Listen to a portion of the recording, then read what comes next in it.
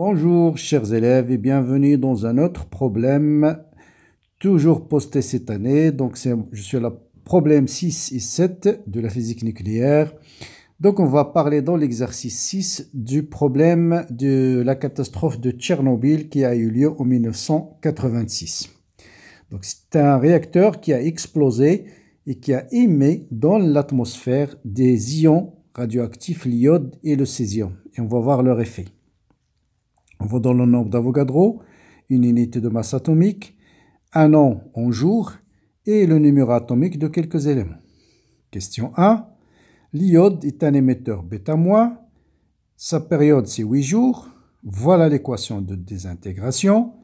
Y représente le noyau formé dans son état fondamental, parce qu'il a déjà émis un rayonnement gamma. Question, préciser le nombre de masses Z de Y, question classique. Calculer en mégaélectronvolts l'énergie cinétique maximale emportée par le rayonnement bêta. On donne, donc on va voir pourquoi c'est maximal, on donne les masses de l'iode, du noyau de l'iode et la masse du noyau de Y, et l'énergie de gamma. Là, le rayonnement gamma, c'est une onde électromagnétique à l'état fondamental, émet le retour à l'état fondamental du noyau Y, c'est-à-dire il passe d'un état excité vers l'état fondamental et pendant ce passage, il va mettre le rayonnement électromagnétique gamma. On va dans son énergie. Préciser, calculer la constante radioactive en jour -1, quelle est sa signification physique. Donc je vais m'attarder un petit peu pour vous expliquer c'est quoi la signification de lambda. Ensuite, on vous dit l'iode est rejeté lors de l'explosion et évalué à, donc son activité, c'était au moment de l'explosion 1,476 10 puissance 9 gigabecquerel. Au bout de combien de jours cette activité va devenir inférieure à 1 becquerel? Et puis, dans la deuxième partie, d'abord, je vais répondre d'abord à cette première partie avant de vous lire les questions de la deuxième partie. Bon, préciser le noyau. Bon, voilà l'équation. Donc là, il suffit de faire la conservation de Z. J'ai ici 53. 53 est égal à Z moins 1. Et bien sûr, j'ai 131 est égal à A plus 0. Donc le noyau Y, c'est un noyau qui va avoir Z égal à 54 et 131. Vous revenez au tableau.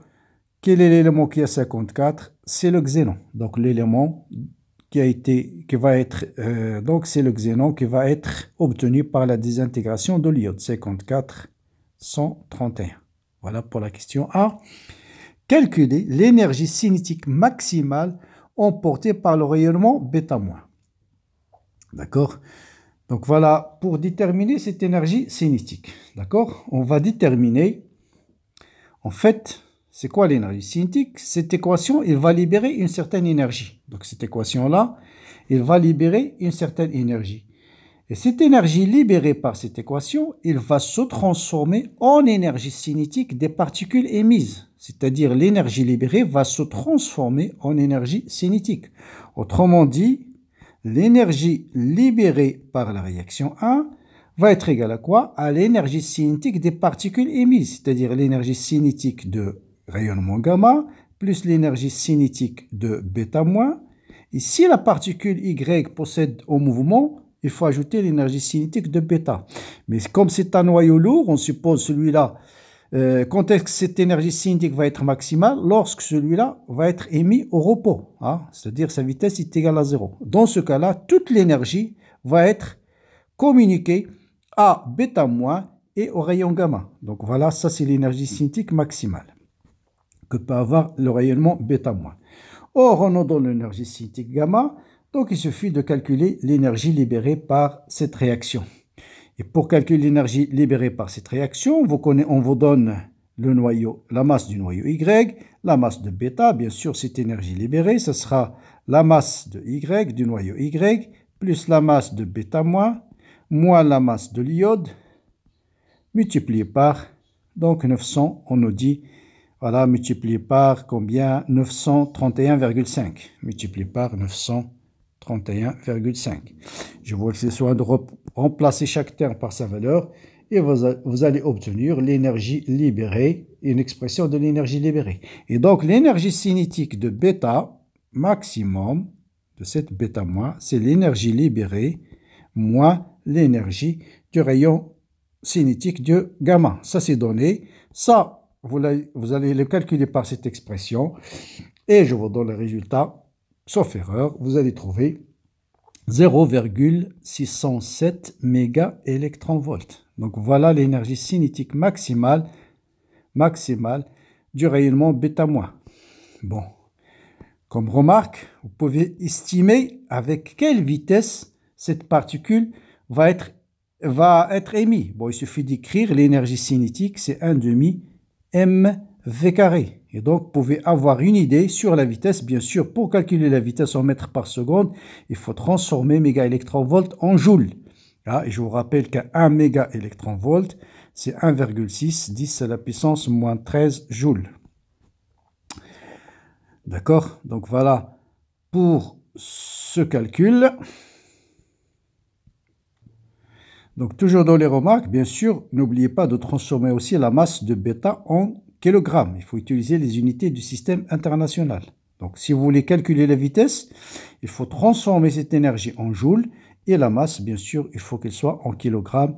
Comme ça, vous allez avoir une idée sur la vitesse avec laquelle ces particules vont être émises. Donc souvent, on vous pose aussi ce type de questions.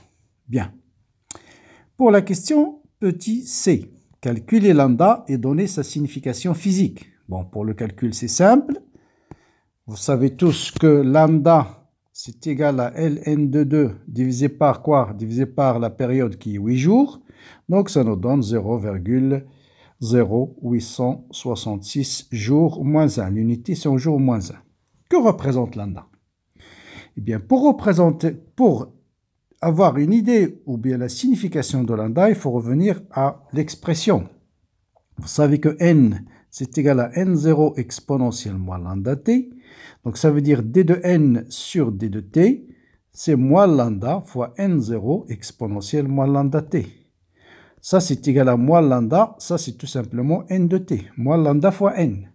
Donc, je peux écrire une expression de lambda comme étant lambda, c'est égal moins d de n sur n, le tout sur d de t. Donc lambda, c'est d de n, je ramène n de l'autre côté, divisé par n, et sur d de t.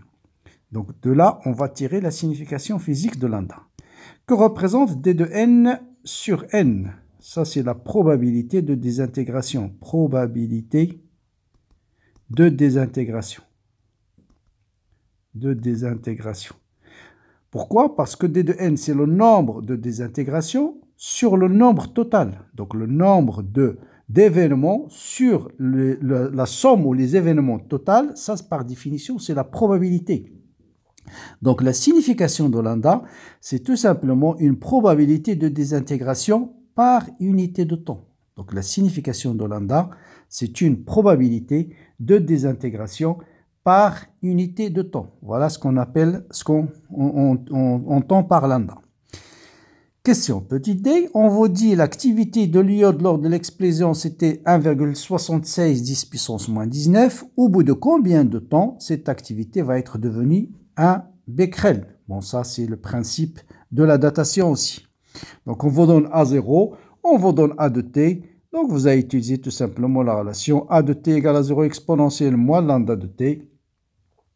Avec A0, c'est 1,76 et A de t, c'est 1 becquerel. Donc, A0, bien sûr, c'est 1,76 10 puissance 9 giga. 1 giga, c'est 10 puissance 9. 9 et 9, c'est 10 puissance 18 becquerel. A de t, on veut le temps au bout duquel l'activité va être égale à 1 becquerel. Donc, vous faites le petit calcul et vous allez trouver, bien sûr, T, c'est 1 sur lambda, ln de 1,76 10 à la puissance 18. Donc, vous allez remplacer lambda par sa valeur et le temps. Donc, si vous voulez calculer en jours, vous laissez lambda en jour moins 1. Donc, ça vous donne 484,88 jours. Voilà l'activité. Donc, c'est à peu près plus d'une année que l'activité va chuter à 484,88 jours. Bien.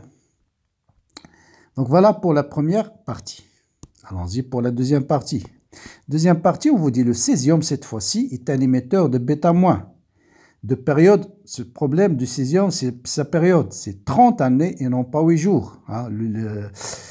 Pourquoi là on a trouvé un temps très court? Parce que rappelez-vous, la période c'est 8 jours. Donc au bout de 8 jours, le nombre va être divisé par 2. Au bout de 16 jours, il va être divisé par 4. C'est pourquoi l'activité, elle est retombée à un becquerel. Au bout d'une année, ça y est, on n'a plus de problème de l'iode. Le problème va être du césium. Et on vous dit, le sol il est contaminé suite à l'explosion. Et selon le Comité des Nations Unies pour l'étude des effets de rayonnement atomique, une surface d'air, ça c'est la surface à peu près de l'URSS, de l'ancien URSS, de l'ex-Union soviétique, a été contaminée en 1986 par une activité qui a en fait 500 kilobecquerels chaque mètre carré. Chaque mètre carré a été contaminé par 555 kilobecquerels. Bon, on va passer aux questions. Calculer le nombre de noyaux qui correspond à une activité de 555 kilobecquerels, ça c'est pas de problème. Calculer la masse en kilogrammes qui a été déposée sur les territoires contaminés de l'ex-Union soviétique, c'est-à-dire sur une surface de 10 000 km², donc il faut faire attention aux unités.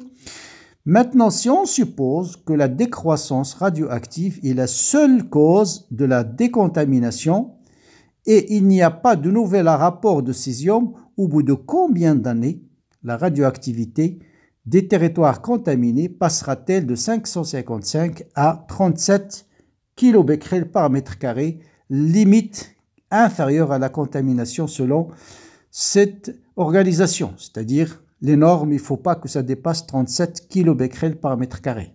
Donc au bout de combien de temps dans l'Union soviétique, après l'explosion de Tchernobyl, le sol va devenir relativement acceptable? Bien.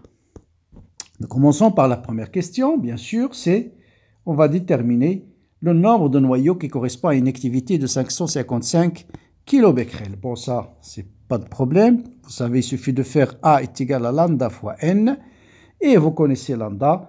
Donc, vous allez déterminer N est égal à A sur lambda. Donc, chaque fois que vous avez l'activité, vous connaissez le nombre de noyaux. Et chaque fois que vous avez le nombre de noyaux, vous avez l'activité. Mettez ça dans la tête, c'est toujours intéressant. Donc A, je remplace lambda par, donc N par A sur lambda. Lambda, c'est log de 2 sur T1,5, donc T1,5 et N de 2 multiplié par l'activité. Et on va remplacer chaque terme par sa valeur. T1,5, c'est, bon, d'abord le T1,5, c'était 30 ans, donc 30,1, qu'il faut transformer en secondes, parce que l'activité est en becquerel. Toujours, attention, becquerel, le temps doit être obligatoirement en secondes. Donc, une année, c'est 365 jours, 25. Chaque jour contient 24 heures et chaque heure, il contient 3600 secondes. Vous multipliez par A, qui est 555 kilos, donc 10 puissance 3 becquerel. Ensuite, vous divisez par Ln de 2. Voilà. Et tout calcul fait, vous allez trouver N est égal à 7,6 10 à la puissance 14 noyaux. Donc cette activité de 555 becquerels correspond à ce nombre de noyaux. Bien. Maintenant, voilà. Calculer la masse en kilogrammes qui a été déposée sur le territoire de l'ex-Union soviétique. D'accord? Donc, c'est-à-dire, on va calculer la masse qui a été déposée, sachant que quoi? Donc là, c'était la surface totale, c'était 10 000 m². Donc là, il faut juste faire, petit simple, règle de 3. Là, il faut faire juste attention à la surface. La surface, c'est 10 000 km². Donc, il faut le transformer en mètre carré. Bon, 10 000, je vais mettre 10 puissance 4. 1 km², c'est combien? C'est 10 puissance 6 mètres carrés. Donc, la surface, c'est en fait 10 puissance 10 mètres carrés. C'est la première transformation qu'il faut faire. Il faut transformer la surface en mètres carrés. D'accord? Qu'est-ce qu'on a calculé maintenant? On a calculé le nombre de noyaux qui correspond à 555 kilobecquerels, c'est-à-dire, or 555, donc je résume, 555 kilobecquerels, c'était l'activité qui est déposée sur un mètre carré. Autrement dit, en termes de noyaux, c'est le nombre de noyaux qui a été déposé en un mètre carré. Donc on va dire le nombre de noyaux N, bon je l'appelle N1, c'est le nombre de noyaux qui a été déposé dans un mètre carré. Combien de noyaux vont être déposés sur la surface totale de l'URSS qui est 10 puissance 10 mètres carrés? Tout simplement, simple règle de 3. Et on va déterminer N, parce que N1 c'est connu, c'est N1 fois 10 puissance 10 divisé par 1. Donc c'est combien? N1 c'est 7,6, donc c'est 7,6. 10 puissance 14 plus 10 puissance 10 fois 10 à la puissance 24 noyaux. Voilà le nombre de noyaux total. Maintenant, vous connaissez le nombre de noyaux total. Quelle est la masse? Eh bien, la masse, tout simplement, vous le calculez par la formule classique. Le nombre de noyaux fois le nombre d'Avogadro divisé par la masse contraire, non. Attends. Donc, la masse, plutôt, c'est la masse qu'on veut, ce n'est pas le nombre de noyaux. Donc, la masse est égale au nombre de noyaux fois la masse molaire divisé par le nombre d'Avogadro. Donc, vous voyez, M sur la masse molaire, c'est égal à N sur le nombre d'Avogadro. Et un petit calcul, vous allez trouver 1,73 kg. Donc, vous avez 1,73 kg, c'est le nombre de noyaux qui a été déposé sur l'ex-URSS, sur toute la surface. Bien. Dernière question, si on suppose que la décroissance est la seule cause de la décontamination et qu'il n'y a pas de nouvel rapport de césium, au bout de combien d'années la radioactivité surfacique passera de 555 à 37? Bon, c'est la même question que tout à l'heure. On vous donne l'activité initiale, on vous donne l'activité finale et on vous demande de calculer T. Donc, vous pouvez appliquer directement T, 1 sur lambda ln de A sur A0. Vous remplacez A par 555, A0 par 37. Lambda, c'est 30,1 divisé par log de 2. Et donc, T, vous allez trouver 118 années. Vous voyez le problème? Pour l'iode, c'était en pratiquement une année. On va rentrer dans les normes. Là, c'était en 1986. Si vous ajoutez 118, vous allez trouver 2100, à peu près 6 ou quelque chose comme ça. 2104, à peu près l'an 2100. Hein.